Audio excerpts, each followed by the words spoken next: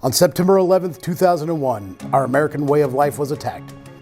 Everyone remembers where they were that day and how their lives changed from that moment on. The American Legion is committed to honoring the memories of those we lost on 9/11 and in the global war on terrorism that followed.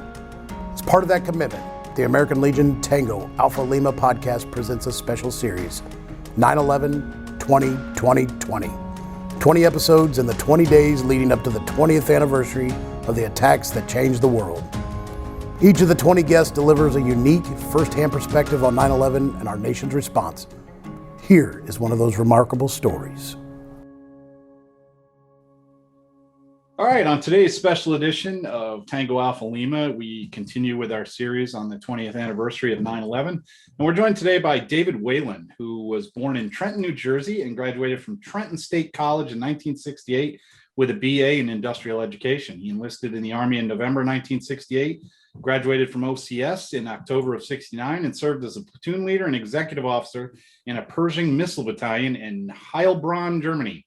In 1973, he joined the U.S. Army Reserve and retired as a lieutenant colonel in 1997. His civilian career began in New Jersey in 1973, and he retired in 2012 after working for companies such as Sun Chemical, Frito-Lay, Borden Snacks, and Hearts. Whelan is married with 3 sons and 3 grandchildren and is a 25-year member of American Legion Post 504 in Jackson, New Jersey. Now, the reason he's joining us today is Dave's cousin by marriage was Richard Guadagno, who was a, who was a passenger on Flight 93. While the family never will know what happened on the plane that day, they have no doubt Richard was working with other passengers to take action, and they work with the Friends of Flight 93 National Memorial to ensure that America never forgets the nearly 3,000 people who died that day. So, Dave, first of all, thank you so much for joining us, and we appreciate you taking time out of your day to join us. Oh, thank you. Thank you. Tell us a little bit more about Richard. Richard, I knew Richard from way back in 1965 when my wife and I first started dating when I started college. And Richard was a little guy then. He and his sister, very close to his sister, Lori. And he just was a bundle of joy, a happy little guy, always running around in the yard, older than his years. He talked to the neighbors about gardening, and he had hothouses, and he was doing all kinds of things. He was destined to become someone who enjoyed life in the outdoors, which of course is where he found his career ultimately with Fish and Game Service. He was really just a very interesting young man. When he got older, my 2 sons knew him. My oldest son still has a river rock that Richard gave him that came from the Delaware River near New Jersey. Who keeps a rock? But he has the rock. When we would visit Carol's aunt and uncle, Richard wasn't there then. He was, either in school or working, but his room was set up. You'd think he had just left it yesterday. And the boys enjoyed just looking at his things. The one very fond memory I have of Richard is when we were living in Pennsylvania the first time.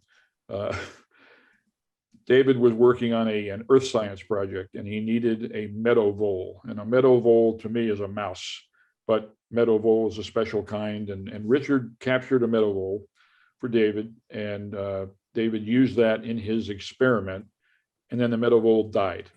And we couldn't continue the experiment, so Richard got a second meadow vole, and he drove from New Jersey. We drove from Pennsylvania. We meted halfway at a rest stop on I-80, transferred the vole. The vole lived out the rest of the experiment, and then my son and I found a suitable spot to let the vole go so we could live and breathe. And we didn't kill it. It went away.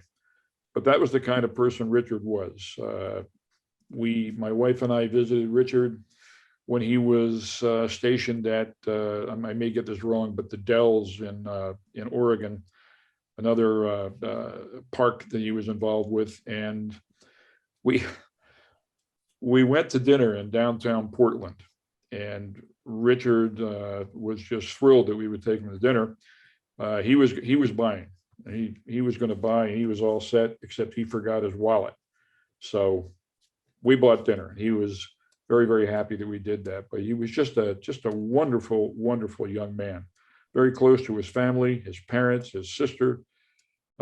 He was living in California when he died. He was becoming the manager for that particular site, if you will. I think it's called Humboldt Bay. And Richard had been back in New Jersey to participate in his grandmother's 100th birthday. And he did. We were unable to make that event. We were living in Ohio then. And he took many, many pictures. And when he flew home on that ill-fated flight, he had his camera. He had a lot of things that were found later. His camera, by the way, was found in the wreckage. Don't ask me how, but it was found. And they not only found the camera, they developed some pictures. And those, some of those pictures in the camera were on display at the 9/11 Memorial in New York. As I recounted, we firmly believe that Richard was involved. I think every passenger was involved in a different way.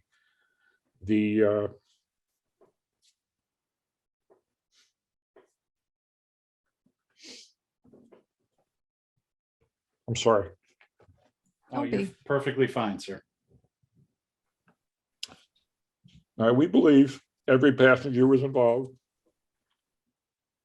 as well as the crew as best they could. When the plane crashed, as we were told when we visited in 2002, the plane was traveling at over 500 miles an hour. It was upside down. No one suffered.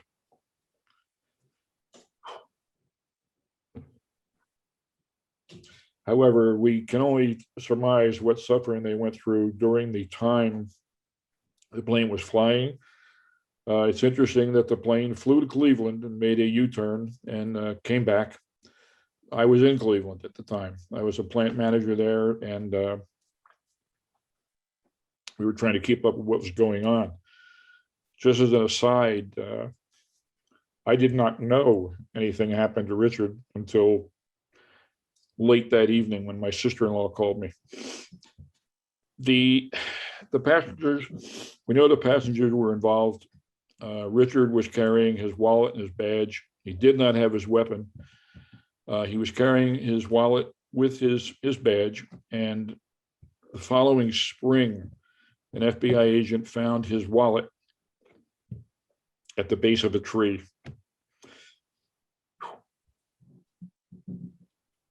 And his father now has his badge on display at his home in Florida. I just can't overstate what a great guy he was. Great young man. He had many, many talents. People have called him a Renaissance man. He dabbled in stained glass. He did mineral collecting and did rock polishing and, of course, gardening. He gardened everywhere he was. He played the guitar, taught himself how to play the guitar, made his own guitar that his father still has. Just an amazing man. And he was at his best when he was in the outdoors. He loved the outdoors. He worked very hard. We viewed a couple of videos of him showing us, showing people some kind of waterworks he put together for the Humboldt Bay, or maybe it was a different area. I'm not sure where, but he was constantly working very hard, and did everything he could to make sure that nature was preserved, the animals were preserved. His sister is an artist,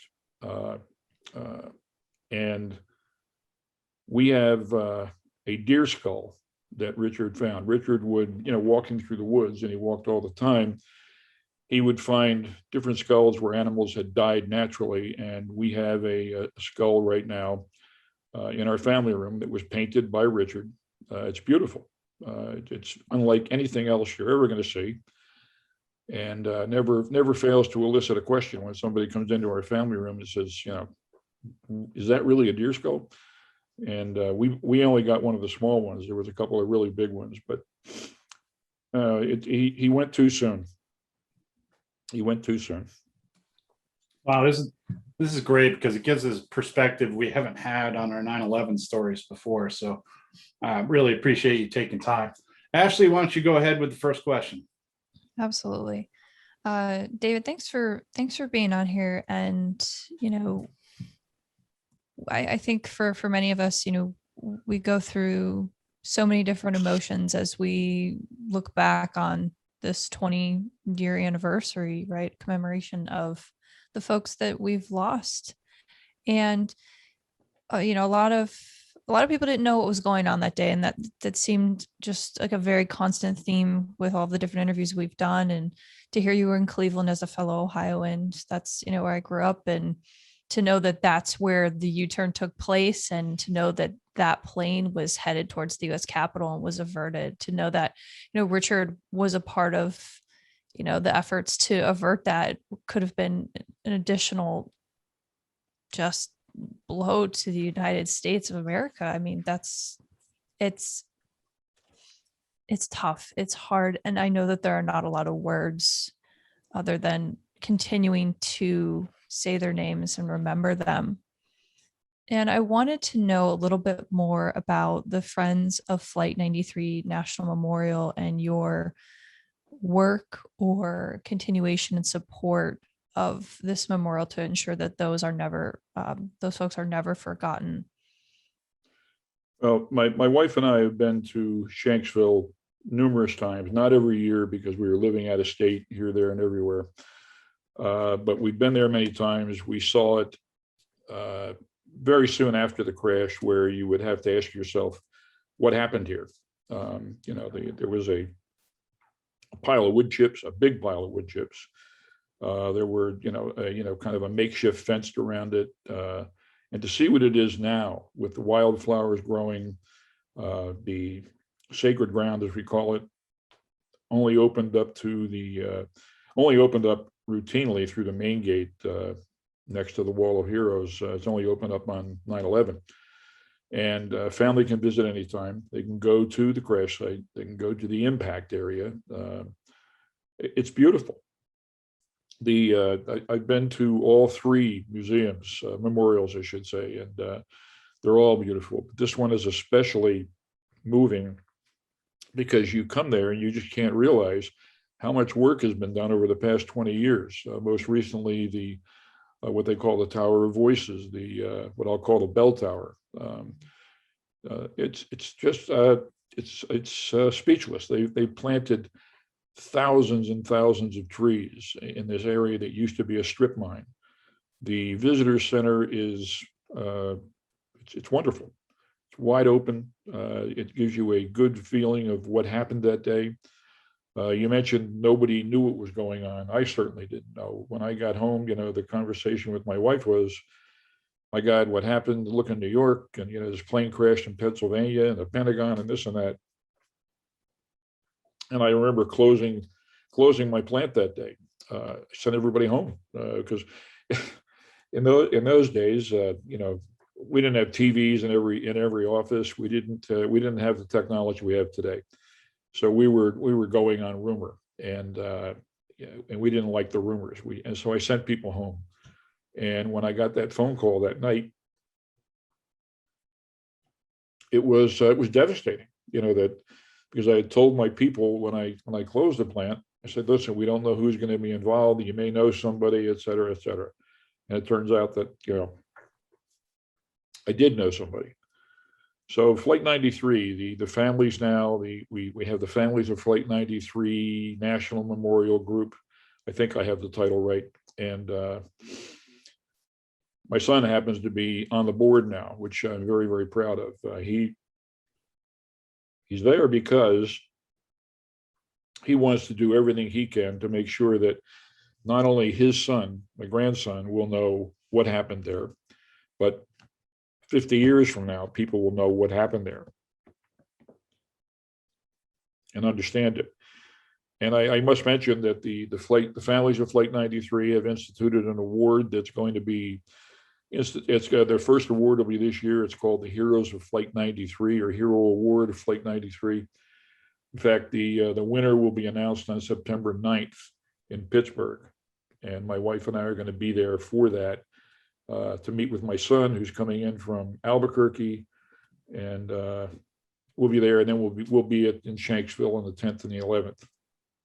So it's all about, I'm proud to say that all my grandchildren, well, no, all my grandchildren have been to Shanksville, and they will remain. They will continue to be reminded that what happened, and not forget. Never forget. Absolutely, David. Jeff, I'm going to take it from here. You're on mute, Jeff. I am off mute. The most spoken words on Zoom. Right, you're on. In I guess just in the theme of never forgetting, I want to, in saying their names, I want to mention American Airlines Flight 77. The pilot was Charles Burlingame. His brother, Brad Burlingame, I knew. He's also since passed. He's West Hollywood Convention and Visitors Bureau president when I knew him.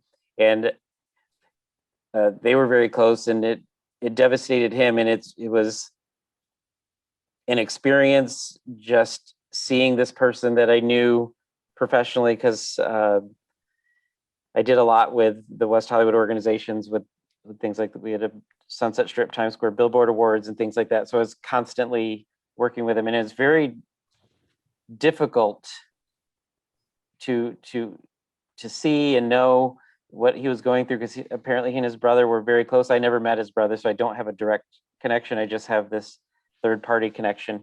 So your direct connection, what do you want from people so that we honor with honor the sacrifice that your family has gone through?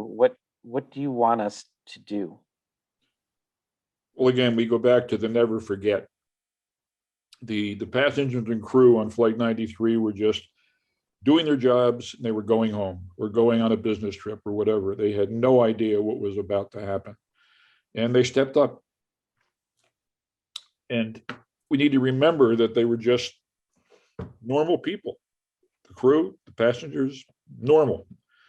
You know, they had different backgrounds. The one thing that my wife and I have spoken about a number of times is the fact that since we and our family have been going to Shanksville, you know, for years and years and years, we've watched little children grow up that were little when their mother or father or uncle or somebody was killed. And the group is getting bigger. You know, there's I don't remember his name, but there's a retired Army sergeant that I see every time I'm there, and I love talking with him. We recognize each other. You know, we want people to remember. You know, these people, the passengers and the crew were heroes. They went through a horrible experience as they flew across the country, back and forth, especially when they turned around and were going back. You know, I can't even imagine what was going through their minds as they hurtled towards Pennsylvania. But we want the country to remember these people. Did they save the Capitol? Very surely they did. Or some other building in Washington, who knows? I mean, because we didn't have real pilots piloting the plane at that time, but there's no question that the plane was coming back. They did what they had to do. They stepped up. People need to remember that.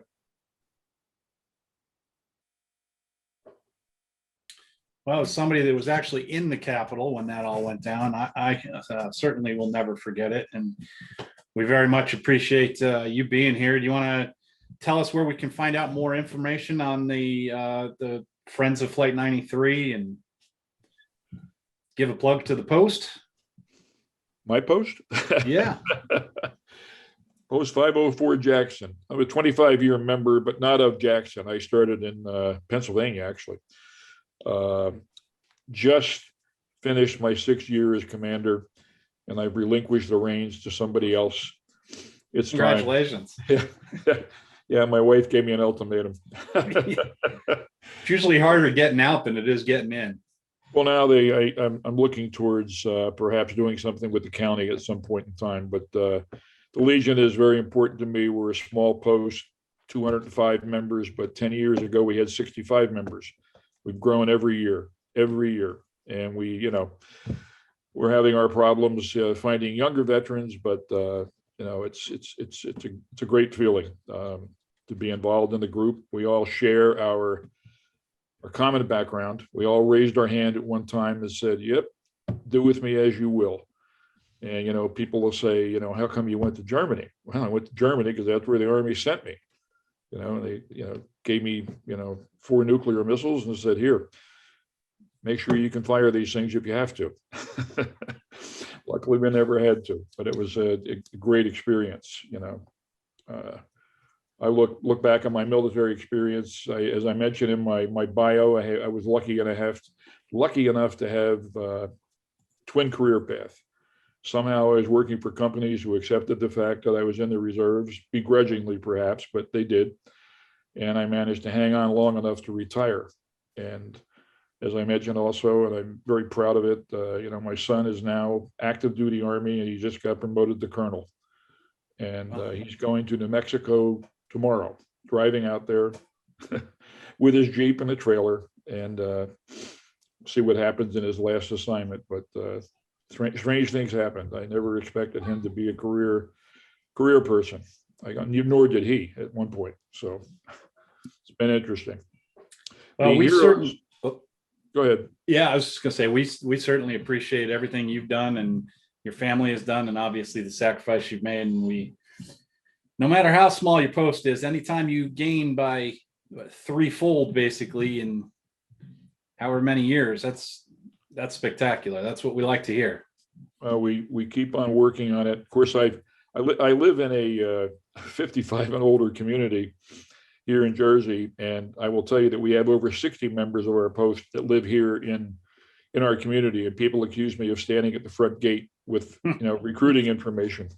Not far from the truth. Since it's keeping me employed and the rest of my co-hosts here on the air, we couldn't appreciate it more. So, and you mentioned the Friends of Flight 93. They've just changed over the reins here. And this award, the Heroes Award, is this first year they're doing it. Like I said, they're going to be announcing the winner on the 9th. And the Friends are doing nothing but what the Park Service has done over the years, making sure that the park is second to none. And I will tell everybody who listens to this podcast, if you have the opportunity and you're driving through Pennsylvania, make a detour, go look at it. Even if you just drive in, go down to the wall, and then come back out. You're just not going to believe the beauty that's there, and the serenity, the solitude. It's mind blowing what they've done or what we've done. We've supported it in our small way, but it's great. Well, David, we certainly appreciate you spending time with us today. Everyone else, remember to subscribe to Tango Alpha Lima on Apple Podcasts, Spotify, YouTube, or wherever you listen to podcasts. And while you're there, review and rate us. If you want to send us feedback, you can comment on YouTube or Facebook, or you can send us an email at tangoalphalima@legion.org. David, thank you so much. Jeff, Ashley, I will talk to you guys soon. Everyone else, we'll see you next week. Bye.